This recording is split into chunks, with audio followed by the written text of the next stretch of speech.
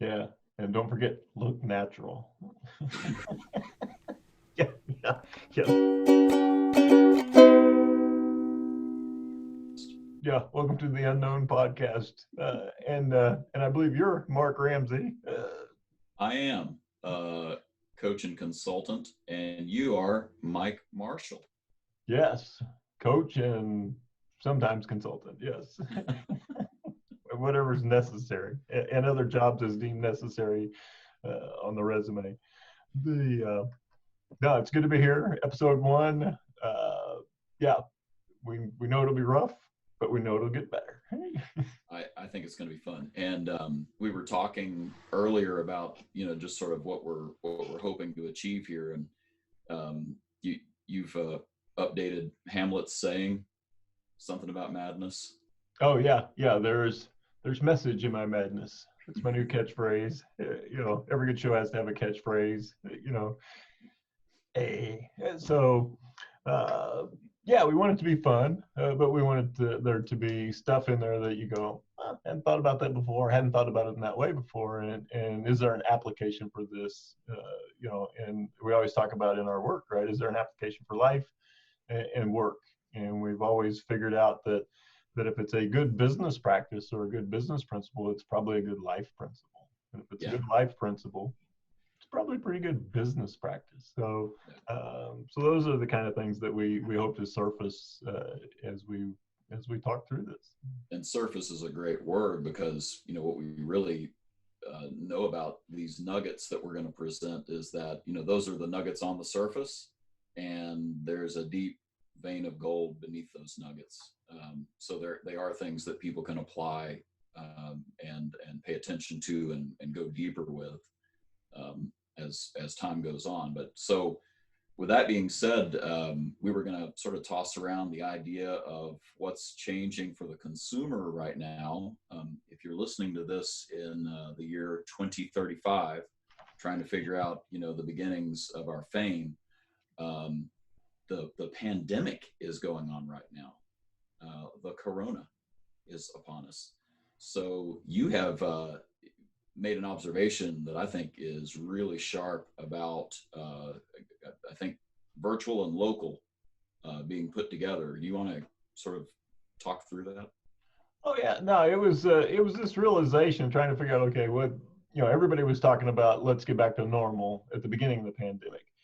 And then at some point, a few weeks into it, everybody said, yeah, it's not going to go back to normal. Yeah, Right. And so everybody's talking about, well, what's the new normal going to be? And yeah, then everybody came out of the woodwork, hypothesizing the new normal. And man, there's some pretty wild. Some people said very little change. Other people said, it's going to be dramatically different. We're all going to be wearing bubble suits, and we'll never talk to another human being in person again, and yeah. kind of crazy stuff like that. I didn't think Suddenly it was Blade Runner. that. Yeah, it'll be a Blade Runner type existence, and the replicants will have to be hunted down. But the the reality, I think, is, I just, I always look at, okay, what am I experiencing? What are the people around me experiencing? Because I'm very statistically average, so I'm a good target market. Average income, average intelligence, below average hair. You're So in Indiana. yeah, I live in Indiana, which is, yeah. If you look up average in the states of America, there's Indiana. So right in the middle of flyover country. So it dawned on me that this whole online thing didn't make any sense because I was already a Amazon Prime person. Mhm. Uh, my wife had bought and sold stuff on eBay for more than a decade. Yep. She doesn't have her Power Star yet, but she's pretty far up there. I did probably, say, 80% of my Christmas shopping online last year. Yep. Just doing my little thing, Yep. packages arriving, and I really like that because I forget what I ordered and then I open them up and then I discover, Hooray! hey, I think I remember who this is for. uh, you know and then the pandemic hit, and we were told to stay in our houses, and local businesses were told to shut down to foot traffic. And it's like, okay, I need stuff, and I can't, and there's stuff I can't get from a distance online. And lo and behold, the local businesses started to offer online services. And we had, as sophisticated as we had never ordered groceries online.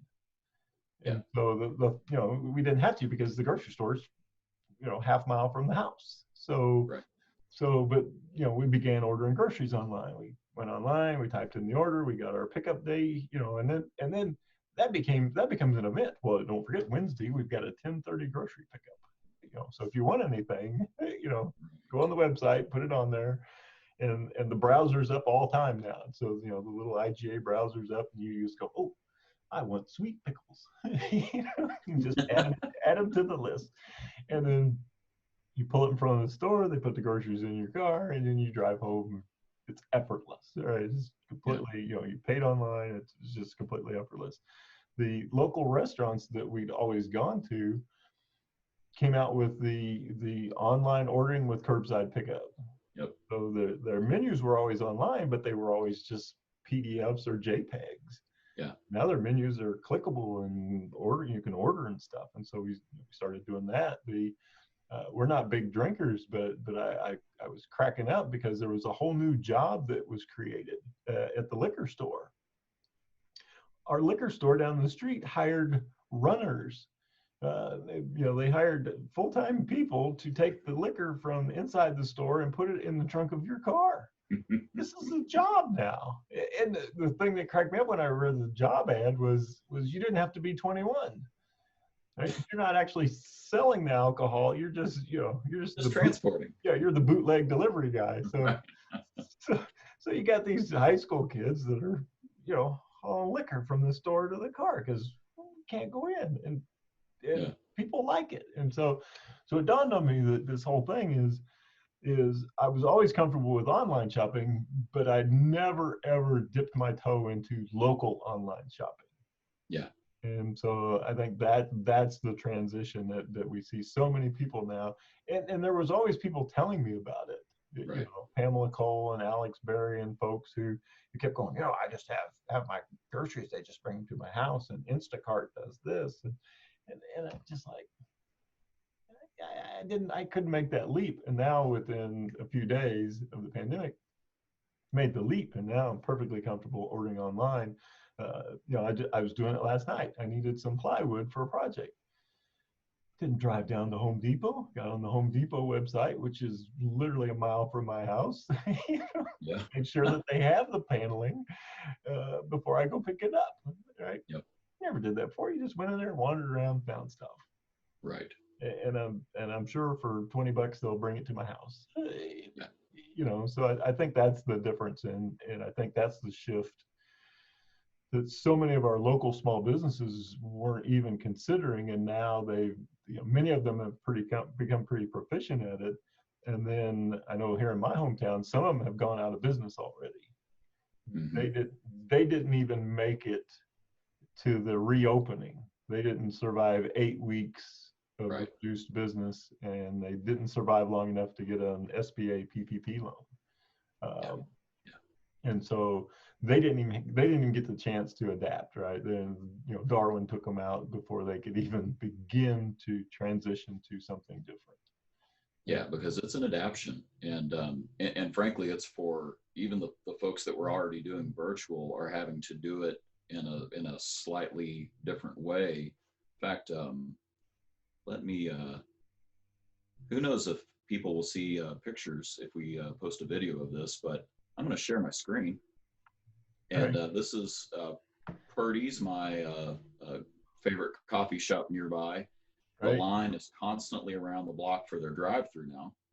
It's very fast, but they stopped long enough to make a sign that says, "Thank you kindly for your patience while we handcraft your order," which is what they are, right? That this is the place you go if you want an exquisite pour over, if you want to get just the best beans and Kentucky roasted, and it's so true to their brand. I don't know if you can read this, but they have, through the drive-through, you can still see some of their inspirational quotes. "Gratitude unlocks the fullness of life. It turns what we have into enough." When So the better quote is down there, right above the milk, yeah, yeah, right? yeah. You are loved. You are loved, and it's just Here, you know, take my money. right, right, and Take my and money. and that's what everybody's saying. I mean, that's literally what's happening right now is people are enamored with their business, and they have figured out how to pivot to more online orders and phone orders and so on and so forth, and they've got a system similar to what you'd probably see at a Chick-fil-A, where there are people outside, and why? Because it gives you time to talk to them a little bit before you make it to the window and place an order and overwhelm a barista. Right. So you get a chance to do a little interaction, connection, and then they're busy making your drink in the meantime, and food. Well, and that's a huge point. So everybody's talking about the disconnection of these new processes, this new world. But the reality could be if I ordered online ahead of time, we have to spend almost no time talking about the order. We could talk about how's your mom and them, as we say in the Midwest. Right? How's the family? How you doing? You off work today? Right? We could have these cool conversations versus spending X amount of, we've only got so much time with the customer. Right. Spend X amount of time figuring out if you want skim milk or whole milk or whatever. All that's done now. We that limited amount of time, we just get to talk about each other. Yeah, it's not transactional anymore. It's relational. Mm-hmm. Yeah. So the transaction was completed online, and the relation happens when we go to pick it up and interact. Which is assuming that you have some people who can deliver those kinds of relational experiences. And we're learning about, I'm not going to rag on any place that I visited, but I'm learning about local places that don't quite know how to do that yet. They're getting flustered, totally understandable, but haven't figured out how to turn this into a relationship building moment, a learning about the customer moment, a moment of engagement where we build loyalty and advocacy. Right. And instead we're, fighting with the customer, telling somebody no about something. Oh yeah. Here's what we can't do. Yeah. And I think the little gestures have become more important when you are face to face. Amen. I was in this business, and I was standing 6 feet apart, and the guy in front of me does the thing, used the little keypad for the credit card, and then took his card out. Transaction was complete, and then the cashier immediately wipes the keypad down, wipes the counter down, wipes the keypad down while I'm closing in, on my 6 feet, space. They quickly did that. I was like, oh, that was kind of cool. I appreciate that. That was, I know you're doing that. I didn't know you were doing it that frequently, and I kind of like it. Little things that are noticed. Mm-hmm. Well, I think one of the things that's come out of this is something that we've always talked about, which is the importance of customer loyalty and customer relationships. But it really seemed to be magnified now. And so I hear of, we work a lot in the automotive retail space, and you see entire stores they're not allowed to have walk-in traffic. They're doing appointments only, and there's one guy in the store, and he's selling 20 cars a month, which is a lot of cars for an individual salesperson, and everybody else is selling 2 or 3. Yep. And you go, okay, our bright spot philosophy, let's go investigate what he's doing different. And what you find out is that what he's doing different is, over the last 5 years, he's kept in touch with all his customers. He's done all the things that the little CRM tools prompted him to do. Right. He's called on the 1-year ownership anniversary. He's called on the birthday. He's reminded the husband about the anniversary that they've got coming up. Right. Don't screw this up, man. And then lo and behold, when people didn't feel safe going anywhere, they felt safe going to someone they knew. Yeah. And so they plan to buy a car. There's, as bad as this is, there's a number of people out there who still have nice incomes. Yep. Right. Like in my hometown, all the teachers are working from home. they didn't miss a single paycheck. Right. Right. All these healthcare workers that are getting overtime. Yeah. There's certain industries and manufacturing and stuff. They're working as hard as they possibly can Right. to keep up with the demand. And there are some places that are slow. But there's a whole lot of people out there with money, and they want to spend it someplace comfortable. Yeah. And so, yeah, if and I've got a store that. They were above the top 10% of the nation in customer loyalty for sales and service. Mm. And, and they're in a state where we were hit pretty hard. And they had, we just, this is May, we come out of April, they had a record setting April. And last April was one of the best Aprils they'd ever had in the 100-year history of the store. Right. And they said, people just kept showing up, our friends, our family, and when they say friends, they just talk about customers, right? Yeah. They just see them as friends. They're doing better now, in the middle of a pandemic than they were even when things were good.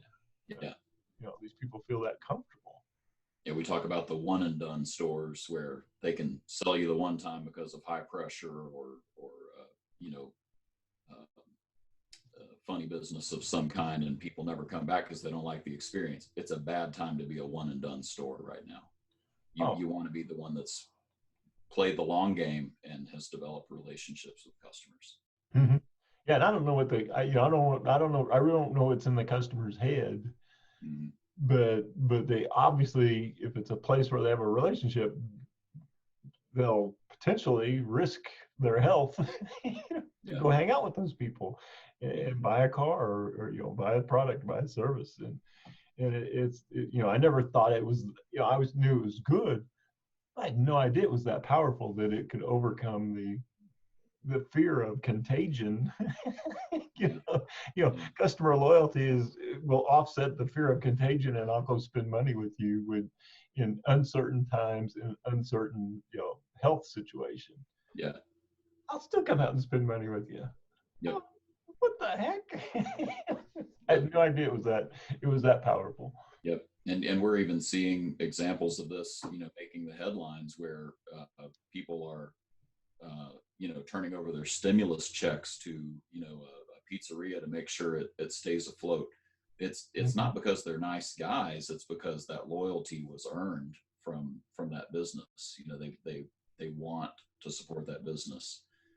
Some of us are doing it just by patronizing these places. Some people are, taking that to the extreme and almost making it a charity moment. We saw a lot of that, in a small town. People were going up to local businesses and buying a gift card and then tearing it up. We did that. Yeah. So we people who, businesses that we liked, and businesses, one of the things that I found attractive was transparency. Mm. They were business I liked enough to follow on Facebook and Instagram and things like that. And they were talking about, hey, here's rough. We're reducing our hours, and we're going to reduce our menu, and we're doing all this to try and stay afloat. Any help is appreciated. And so just naturally gravitated to those folks who were sharing their story. Yeah. They weren't begging. They were just saying, hey, here's what we're doing to try and keep it all together. Yeah. Very easy to go up there, buy a gift certificate, tear it up, throw it in the trash. Yeah. And just felt good, right. To do it. Local massage therapist here in town, only been in business about a year, but has already built a nice following. People started buying gift cards from her, and then asking her to give them away on Facebook to different audiences. So people would buy a massage, buy this 90-minute massage, and then they would go on Facebook, and whoever bought it would say, I'd like to see this go to nurses. So she put on Facebook, hey, if you know a nurse that deserves a massage when this is all over, write their name here. And so then just fill up with names. and then she'd put them all in a hat and draw one out, and that nurse would win that gift certificate. So, Love it. we did, did teachers and just these different groups. So there was income, Yeah. and yet there was this ability to do something really cool, Right. And recognize the essential heroes of this pandemic that are still doing crazy good stuff in crazy tough times. When you're pointing out that, that's not just loyalty, that's now advocacy, right? Because the person's saying, I'd like you to get a little press and marketing going for this donation I just made to your business. Use it to reach out to a group and make it a social post that maybe even goes viral. We're literally, the businesses that have earned our loyalty are also earning our advocacy, and we're helping them spread the word. Mm-hmm. Yeah. My daughter sponsored one, and she's a tennis player.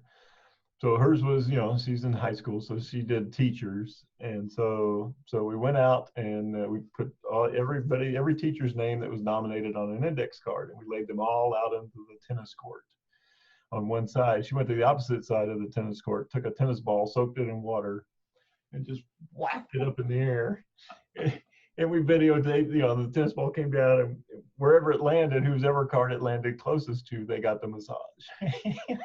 I guess you could say she was really serving the teachers. Oh, she was. Yeah, so nice of you to lob that over.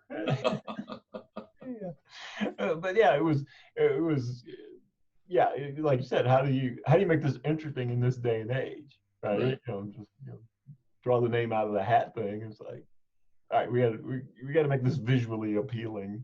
Yeah. And so yeah, the tennis court full of names, tennis ball coming over, and since all sporting events have been canceled in America, people were desperate for this kind of game of chance. We don't know how it's going to turn out, and there's a tennis court.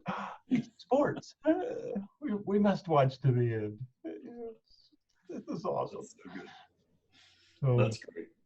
So yeah, good stuff like that. But yeah, I do believe that local businesses are really going to have to step up their game. Yeah.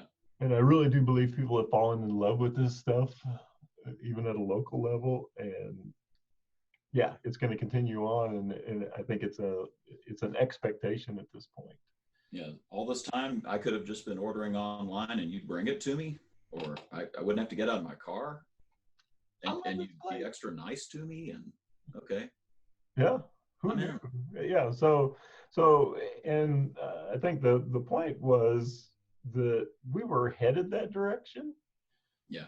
And I probably would have gotten there in 3 or 4 years, just going, looking back at my, my curve of how I was adapting to online shopping. But now, we took 3 to 4 years and we just accelerated it in a couple of weeks. Yeah. And it's like, okay, I'm here now. Yeah. Now I'm looking for other, what other options are available to keep doing this. We were all pushed, and now it's comfortable. Mm-hmm. Yeah. So what do you think a business should do? Like, what are the, what's on your list for the things that they should do to adapt to those new customer expectations?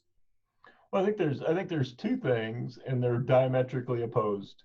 Mm-hmm. So one is, ask the people, do the one-on-one small business market research. Hey, what did you think about this pickup and delivery process? What did you think about our online ordering website? What did you think about, and just, and I think at this point, right, it's still new enough, people will be happy to share. Well, I think it's neat, but you guys really don't have an option for your desserts. I'd really like to add a dessert to this meal, all right? And I'd like to be able to biggie size the dessert, right, discreetly with one button, like bigger, slice of pie, bigger slice of pie, click, click. So I think that you need to do that kind of just informal market research. And then, going to the Henry Ford quote, Henry Ford, when he was building the car, he said, if I'd asked people what they wanted, they told me they wanted a faster horse. And so there are certain things that the customer can't tell you because they can't even imagine it. So I think the second half of this is you just got to try some stuff. Yeah. Right. You just got to experiment, put it out there, even though no one said that they want it. I'm going to try it and see if it takes off. And the beauty of all of this is the entry costs are very low. Yeah. Right. To develop a different way of ordering on my website or a different way of picking up stuff or whatever.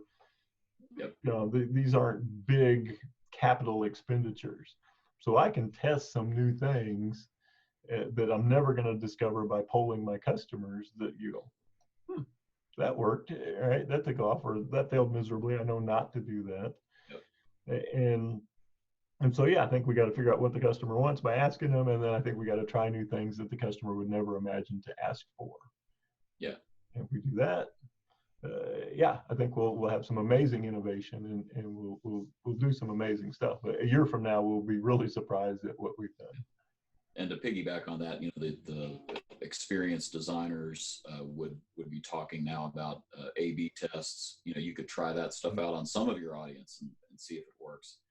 And iterative, that you're constantly trying new things and enhancing. And you know, from our automotive background, we talk about Kaizen. You know, this idea of continuous improvement.